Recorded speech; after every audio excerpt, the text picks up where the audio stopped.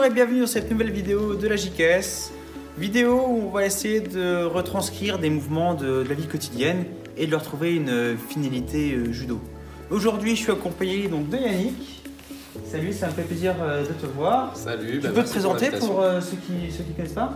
Oui, bien sûr. Donc Yannick Fous, je suis conseiller technique sportif à la Ligue Grand Est de judo, en charge de la formation, 5e dan. Et donc voilà, pratiquement voisin du club de Königsmacher. Donc c'est avec un grand plaisir que j'ai répondu à votre invitation. Merci à vous. Et donc je vous le présente plus, mais Christian qui fera partie intégrante de la vidéo et qui sera notre cobaye pour aujourd'hui. Donc on voit qu'on est déjà changé en kimono. Oui, je ne change plus, je reste comme je vais. C'est très bien. Alors c'est parti, Hajime. Donc pour cette thématique des scènes de la vie du quotidien, nous allons prendre par exemple aujourd'hui quelque chose que vous faites certainement tous les jours. C'est comment vous faites pour mettre vos chaussures et faire vos lacets. Christian, est-ce que tu peux nous montrer comment tu fais pour mettre tes chaussures et mettre tes lacets, même si là, je n'en ai pas. Enfin, je vais faire comme si je l'avais. Tu vas simuler. Je descends, puis je mets lacets quoi. Voilà. C'est pas très stable tout ça, hein? Tu pousses toi? Ah bah... Ok. Ah ouais, un petit problème quand même. Donc on va travailler ça. D'accord. Bon Christian, on va voir ce qui n'a pas été et on va essayer de corriger ça rapidement et ensuite d'apporter quelques exercices pour justement corriger ces problèmes. Donc Christian, si tu peux nous refaire ta posture, comment tu fais tes lacets, voilà. Donc là on voit bien Christian dans cette position, il a mis ses deux pieds sur la même ligne, donc forcément il est instable. Donc pour restabiliser tout ça, il va écarter un petit peu son genou vers l'extérieur, son pied vers l'extérieur, voilà, comme si on était sur des rails. Et ici, voilà, maintenant Christian, il est bien stable. Donc ça, c'est la position de base. Et pour travailler cette position de base, on va utiliser quelques exercices pour travailler la fente. Donc première illustration sur les exercices de fente. Donc on va voir deux formes de travail. Une première avec Christian qui va nous montrer la fente avant avec une reprise d'appui intermédiaire. Et Florian qui va nous montrer un exercice un petit peu plus dynamique avec une fente avant et arrière sans reprise d'appui.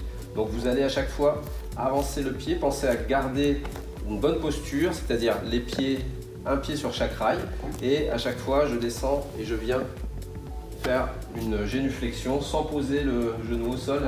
Le genou reste pas... le genou ne touche pas. Voilà, on essaie de s'arrêter à quelques centimètres du tapis. Voilà.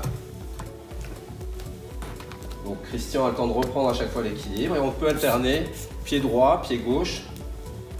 Voilà, comme ça on renforce bien et en même temps on travaille l'équilibre et la posture. Très bien. Mais dis-moi, si j'ai des petits soucis d'équilibre ou à le faire tout seul c'est compliqué, t'as une approche Ouais, bien sûr. Là, on peut faire un exercice à deux. Alors, bien sûr, exercice à deux dans le contexte actuel, on ne peut pas le faire dans une pratique, on va dire, organisée, pratique associative. Ouais. Par contre, chez vous, à la maison, avec papa, avec maman, dans le cercle familial, vous pouvez tout à fait mettre en place ce genre d'exercice qui est assez simple. Donc, pour cet exercice, Florian et Christian, donc qui sont père et fils, pour le coup, c'est la même famille, ça pose pas de problème. Vous allez vous mettre face à face, avec appui au niveau des bras, donc soit avec une saisie, soit les mains posées. Et vous allez venir faire l'exercice qu'on a vu avant, la fente, simplement en croisant les pieds. Vous allez venir descendre simultanément, une fois à droite et une fois à gauche. Ok, donc là on va partir sur le côté gauche et on y va. Tous les deux. Okay. Voilà, pareil, toujours avec une bonne posture.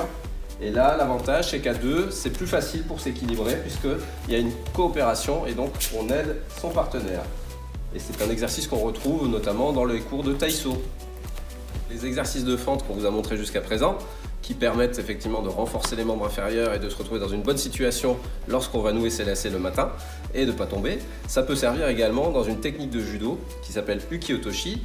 Et donc on va vous montrer quelques exercices maintenant de renforcement du haut du corps pour pouvoir justement arriver à cette technique qu'on vous présentera à la fin qui est Uki Otoshi. Donc un premier exercice qu'on va vous montrer avec un simple manche à balai. Donc Christian et Florian. Vous mettez face à face, donc Christian tient le manche à balai relativement haut et Florian lui va venir ramener le manche à balai sur le côté à hauteur de la ceinture, une fois à droite, une fois à gauche. Et Christian lui règle la résistance de façon à ce que le travail soit adapté par rapport à la personne qui est en face de soi. Donc si on a quelqu'un de très costaud, on peut résister un peu plus. Et là, les deux travaillent, il y a un travail de renforcement sur le haut du corps qui est intéressant à la fois pour les épaules, mais également pour la préparation du mouvement qu'on va voir tout à l'heure. Donc nous allons voir un dernier exercice dynamique qui se travaille à deux et qui est intéressant, que vous pouvez faire avec une ceinture ou avec un élastique. Et là, dans ce travail, on va combiner en fait les deux exercices, le travail des bras et le travail des jambes. Donc pour le travail des bras, c'est Florian qui va nous illustrer ça. Donc Florian va se mettre dans la position, voilà, genou au sol cette fois-ci, donc bien équilibré toujours. Et Christian, lui, va faire l'exercice de fente qu'on a vu tout à l'heure, en alternant une fois à droite, une fois à gauche. Donc Florian va tirer la ceinture jusqu'à sa ceinture à lui, et Christian va faire le travail des jambes. Donc il y en a un qui travaille les bras, l'autre travaille les jambes. Florian va faire 3 fois à droite et ensuite 3 fois à gauche. Christian fait ça de manière alternative. Allez-y.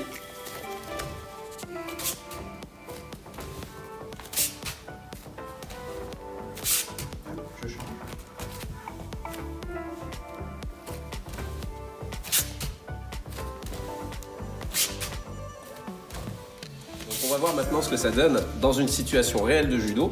Et donc cette technique Uki-Otoshi, qui est une technique de bras, on va la voir illustrée dans une pratique traditionnelle qui est celle des katas, puisque Uki-Otoshi, c'est la première technique du Nage no Kata. Donc le kata qu'on travaille notamment pour la ceinture noire, c'est la première technique de la première série.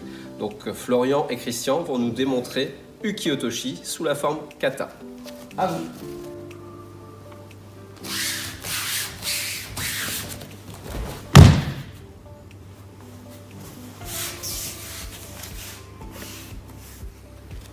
Cette vidéo touche à sa fin, je vous remercie de nous avoir suivis jusqu'au bout.